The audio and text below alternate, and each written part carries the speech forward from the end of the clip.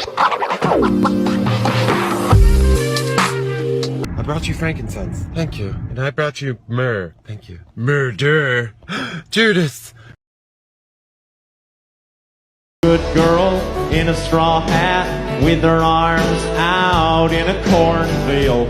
That is a scarecrow. Randall, there is a cow outside. There's a cow farm.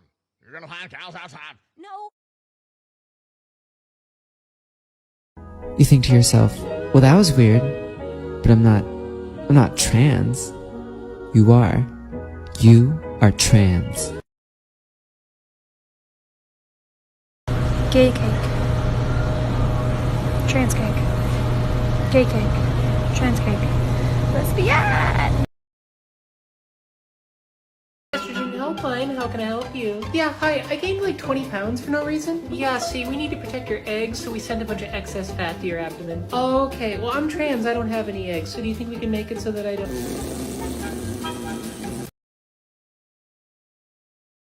Hi everyone, welcome back to Daily Dose. No time for a full video today, I'm running very late, but here's a reminder that you are very loved and whatever you're going through, you're gonna make it through it. Here's dose number 29. Wait, you're trans? Yes. But you don't look trans. That's actually the whole point.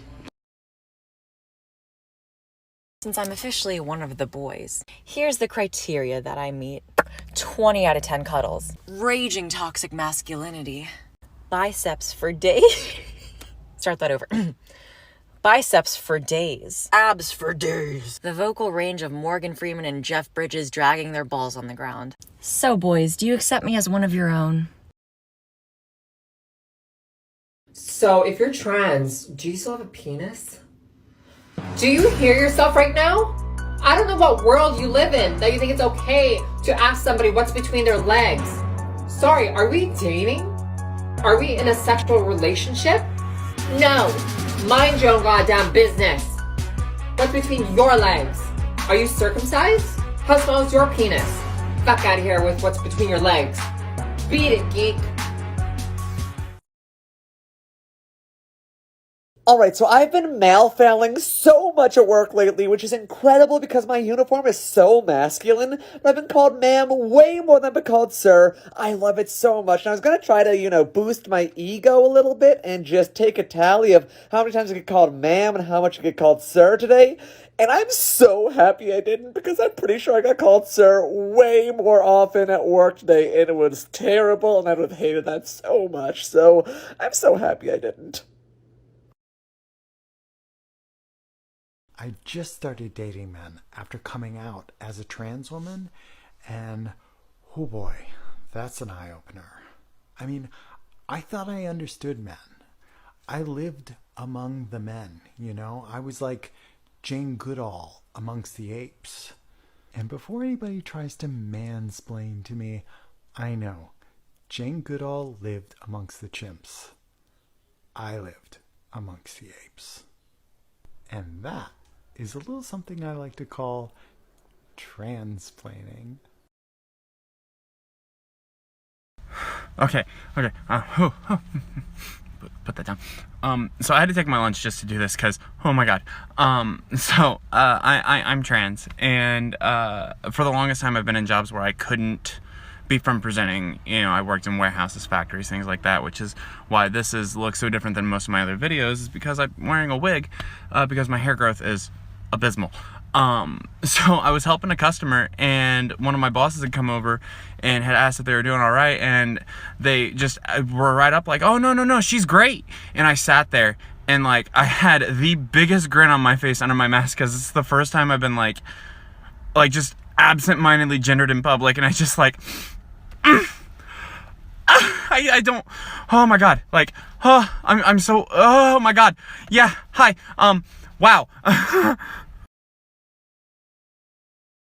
What makes people transgender? Here's one thing. Female and male brains are shaped differently and they function differently. The hemispheres in a female's brains are a lot closer together, which creates different personality traits, and that's not the only thing it does, but that is one of the things responsible for why women's creative side and logical sides are often more in sync, why they often talk more, why they have a little bit more emotion behind what they say and do. The male brain's hemispheres are a lot further apart, which is why, again, not all the time, but often they talk a little bit less. They're really able to separate their creative sides from their logical sides. They're just further apart. Scientists have found that a female to male brain is shaped like and functions like a regular male brain would, except with some hormonal differences because of the physicality of their body. And the same as male to female. Their brain function shape is just a lot more like a female brain. So the next time you're struggling understanding how transgenders are valid individuals, do some research. You obviously have an internet connection.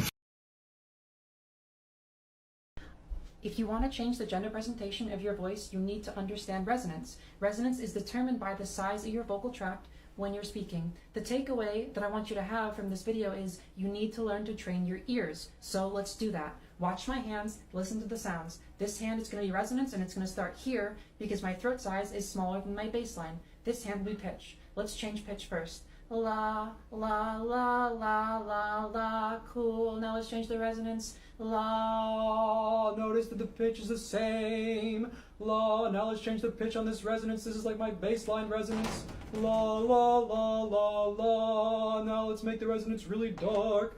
La, la, la, la, la, la. So if you're here and you want to feminize, just go hello, hello, hello, hello, hello. 1, 2, 3, 4, 5. And if you're here and you want to masculinize, hello, hello, hello, hello, hello. 1, 2, 3, 4, 5.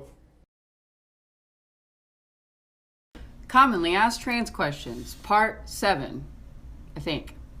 Chloe, I had another question. So I know you had to do like hormones. Well, what is that? Well, of course. Hormones are the medicine that I have to take for my transition. A medicine? So like the liquid stuff that you get at Walmart? Kind of, but this medicine is a little different. You have to go to a counselor and get diagnosed with gender dysphoria to get a prescription for this medicine. And then they give you these cute little pills, like this one. This one is progesterone. Then they give you this one, which is spirolactone. And then they give you this one, which is estradiol.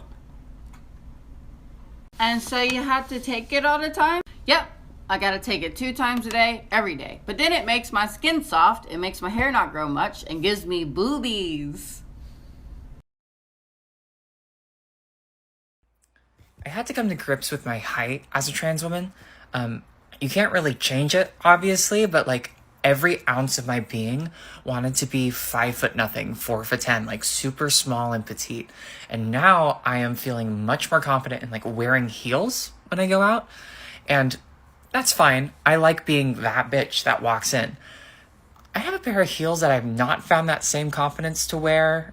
I'm 6 feet tall. These heels are like 7 inches. 6'7". I would be 6'7". And they're super cute. But I don't know where or when or why I would wear them.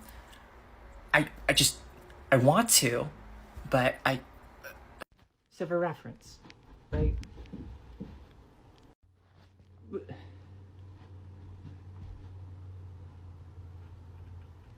The day that I decide that I'm comfortable with this, it's over. Hi everyone, welcome back to the Daily Dose. So today I'm going to be talking about some basic trans terms. So first we have sex, which is your biology, but then there's gender, which is actually the social construct, which is where we get AGAB, or assigned gender at birth. Now, if you are cisgendered, that means that you agree with and you identify with that assigned gender, and if you're trans, that means that you do not. So a trans woman is someone who is AMAB, or assigned male at birth, but they are actually a woman, and a trans man is someone who is a FAB, or assigned female at birth, but is actually a man. Generally, just know that if someone says they are trans and followed by a gender, they're not going to be saying what gender they were assigned, they're going to say what gender they actually are. And there are so many more gender identities which I can't fit in this minute. Anyways, here is dose 15.